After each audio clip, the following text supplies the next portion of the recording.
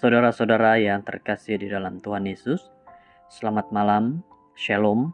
Terima kasih kita dapat berkumpul dalam mendengar firman Tuhan, renungan doa malam pada waktu ini. Kita berdoa. Tuhan kami di surga, Engkau berkatilah kami malam ini agar mengerti firman-Mu. Dalam nama Yesus kami berserah. Amin. Judul firman Tuhan pada waktu ini adalah Istri Potifar. Kejadian 39 ayat 9. Di dalam rumah ini tidak ada seorang pun yang lebih besar kuasanya daripada aku. Dan tuanku tidak menahan apapun daripada aku kecuali Cek Puan. Karena Cek Puan istrinya. Bagaimana mungkin aku melakukan kejahatan yang besar ini dan berdosa terhadap Allah? Kita hidup dalam masyarakat yang obses dan terdedah dengan seks. Hollywood telah menjadi penyokong yang paling berpengaruh terhadap tanggapan sesat ini. Dengan menyamakan seks dengan cinta, ia memaparkan bahwa manusia, lelaki dan perempuan, belia dan dewasa, mempunyai kebebasan untuk melakukan apa saja yang mereka mahu dengan keinginan seksual mereka sendiri.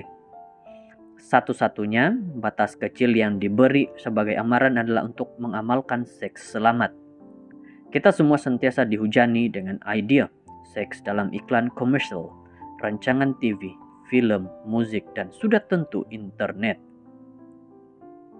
Kisah Yusuf dan istri Potifar adalah contoh yang jelas bagi zaman kita. Kitab suci menceritakan.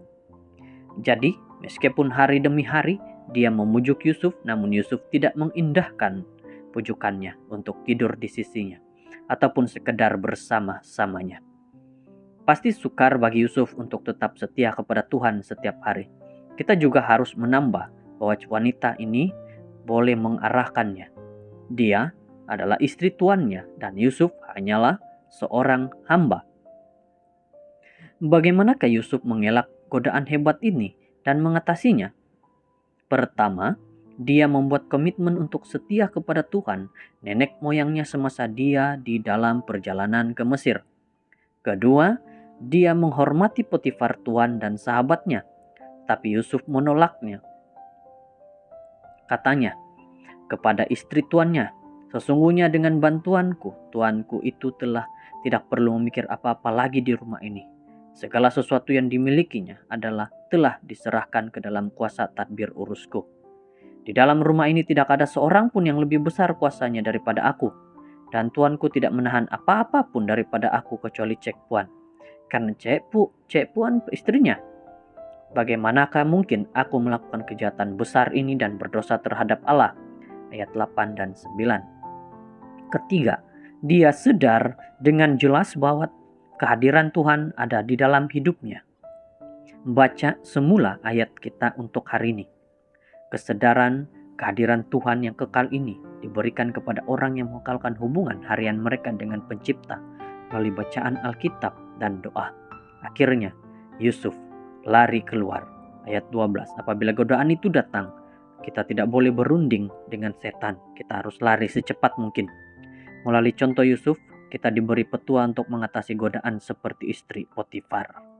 Saudara-saudara, mari kita ambil cerita kisah daripada Yusuf. Dia berjaya keluar daripada godaan setan. Oleh karena ada Tuhan di dalam hidupnya. Dan kita juga pasti boleh melakukan itu apabila ada Tuhan Yesus dalam hidup kita selalu.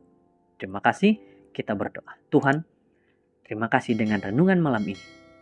Kami serahkan hidup kami agar kami tetap berjalan bersama Tuhan dan iblis tidak akan dapat merusakkan hidup kami.